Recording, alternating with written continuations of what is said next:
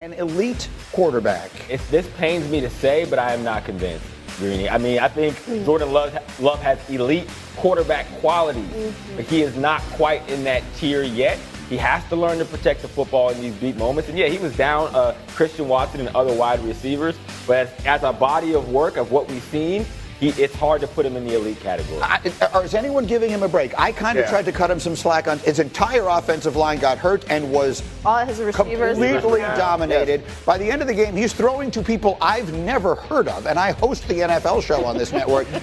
Was anyone willing to cut him some slack? Absolutely. I mean, I think this one game in this situation is not definitive of his career. He's very young. I would cut him some slack. I guess the tough thing about this question is like elite is the issue. That's not an issue. I'm gonna get myself in trouble a little later. He's the next tier. He's the next tier. He's paid like an elite quarterback, right? There is an elite tier of money, and he's on. There's a lot of guys who are paid like elite quarterbacks. And that is the definition of an elite quarterback. As a former receiver that nobody knew who he was, that is what qualifies you as an elite quarterback. If you do it with the Andrew Hawkins of the world. I agree. They played it. That defense is going to make a lot of guys look bad. Let's keep an eye on that one. Here's the next one. Neek, are you convinced Justin Herbert is an elite quarterback? Yes. Oh, absolutely not. Absolutely not. Change your answer now. No. I mean, I feel the same way about Justin Herbert as we did about Jordan Love. Is that we are talking like what makes him not elite is 2 playoff games that are unique situations, right? We're going this last one. He doesn't have the talent to support him, and it's a tiny sample size. Like it's 2 playoff games. Okay. Now we're like, okay, this is what we're doing. No one's been in the league 5 years. They only made the playoffs 2 times. But you can't. He has a bad coach. Oh my God! Situation. What happened to you today? He did get high this morning. He answered the question wrong. Somebody clear the slate, restart. I got excited, man. I'm sorry. Come on. So maybe he's not elite. But he's elite. He's like shocked, not shocked. He's shocked and surprised. He's E. No. Here's what I'll say. He's Eli. I like Eli. He's Eli. You gotta earn that T. You gotta earn the TE. Yeah. Here's what I'll say. He is not now. He's going to be. There we go. You know why? Sure. Because Jim Harbaugh is his coach. And Jim Harbaugh there was no one I'd rather have if I had a quarterback that needs to be developed into a great player as my head coach than Jim Harbaugh. You give Jim 2 more seasons with Justin Herbert, he will earn the T and the E. I agree. Last one. Jeff, are you convinced Russell Wilson deserves another shot in Pittsburgh? I am convinced. of this. Who else they can? No. I know who's out there. I don't think it's an upgrade to go get them in that same system. Like if you're telling me Sam Darnold walks in with the same players and does anything more than what Russell Wilson did this year, no chance I'm believing it. Well, got nada. All of that brings us to the coach. And everyone was waiting to hear what Mike Tomlin would say yesterday at his media availability about his future. We know that he has a no-trade clause in his contract.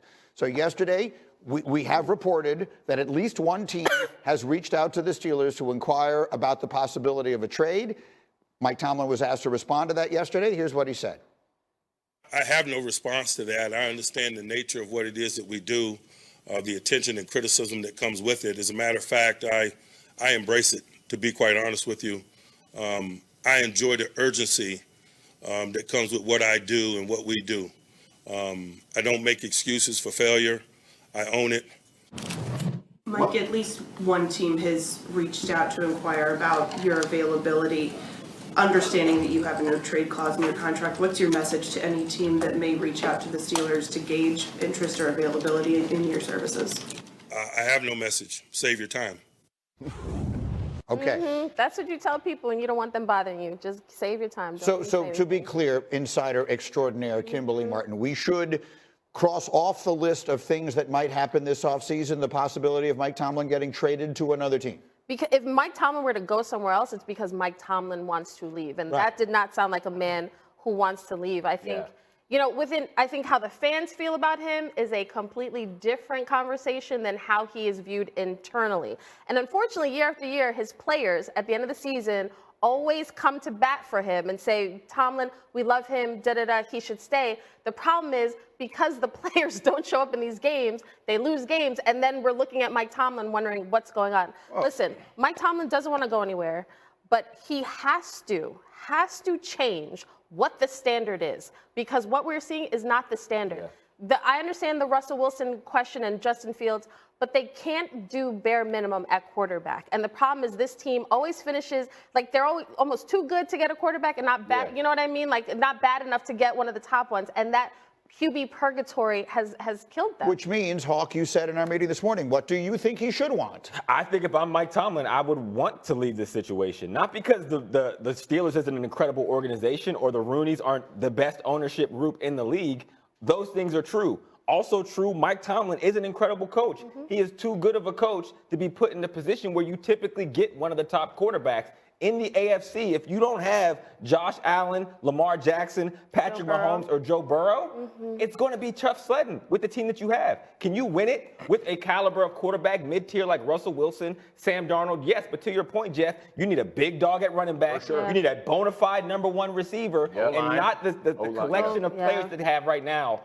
Offensively. Agreed. Well, I mean, Mike Tomlin's been there long enough to help shape that. So, like, I'm not one advocating for Mike Tomlin to get fired, but we also can't sit here and pretend like he doesn't deserve the criticism, and he said he gonna embrace it. So I'm gonna give him something to hug. On fourth down, go for it. Right. Like you have to upload or you have to change the software that you're operating with when you look at the team that you have. You cannot go out there and coach this team like you have a dominant defense or like you have an offense that's going to score, especially when you're outmatched. He's coaching these games conservatively when you have to coach a high volatility game. And maybe you get blown out in that game but that's the only way you have a chance to win. You got to go for it on 4th and inches when you're backed up in your own territory. You got to take chances. They ran a couple trick plays. You got to do that. You got to blitz. You got to be aggressive. You can't approach this game as if you're coaching the old school Steelers because you're not. It's your point as well. Think about Dan Quinn this past week with the Commanders. It was all left out on the field. He's going to have to embrace coaching that style of football because, again, he's not good enough anywhere to say we're just going to be dominant. We're going to lay this out and go win games. Set on this. It's much more roster construction than just pure coaching. However, the hanging on to him for that long, culpable, right? Like there's different things that you've done as an organization to hold on that you don't get better that way. And I think when he talked about change, it's going to be interesting to see what the change really is. He always talks about being comfortable with the uncomfortable. And right now they're confusing motion with progress. Tomlin is too good of a coach. He's always going to overachieve with the roster he has. No one came into this season thinking that Russell Wilson and Fields Justin Fields are going to make a double-digit win team going into the playoffs. And had they beat the Ravens, they're rewarded with having to beat Josh Allen. And if they win that game, they're rewarded with having to beat Patrick Mahomes, and they just don't have the firepower at quarterback. Last thing I'll say is this. If you look at the playoff wins, give me C's 27. Let's go. Give it to them. That the Steelers had since 2015. Look at the quarterbacks they've lost to. They lost to Baker and the Browns and the Jaguars, but Peyton Manning, Tom Brady, take down C27. Take it down. Take it down. Remove 220 and 14. No, man. Look, man. You can't put that Lamar, Josh Allen, Mahomes, Tom Brady, Peyton Manning. It's not really rocket science when you look at it. You're going to need a quarterback in this division. But that Baker year, they lost to Baker the last week of the season, and then they lost that was a tough loss. And you lost to Blake Bortles. Hey, you got to take them down. You got to take them down. But let's try and put a ribbon on the cover. What are we saying? Are we saying that Mike Tomlin has overachieved, or are we saying that Mike Tomlin deserves some of the blame for the standard? Because it's not a failure. They haven't failed. You make the playoffs every year. That's not a failure, but for the diminishment of the standard, if you will. Yes, and you know how we talked earlier about Jerry Jones has to change?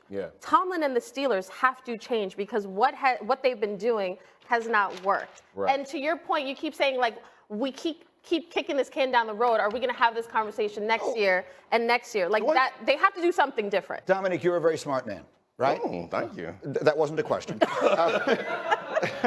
Yes. Do you know what? So you know. Agreed. You know what lasts forever, right? Nothing. Nothing lasts forever. 18 years is a very long time, even by Steeler standards. So the reality is sometimes change for change's sake, homeostasis, the more things change, the more they stay. All those things, sometimes change for change's sake is good for everyone. I'm fine with that. I've come around to accept that it might be possible that the Steelers should move on from Mike Tomlin. I don't agree with it, but it's fine. But what you have to understand, Steelers fans and Steelers ownership, is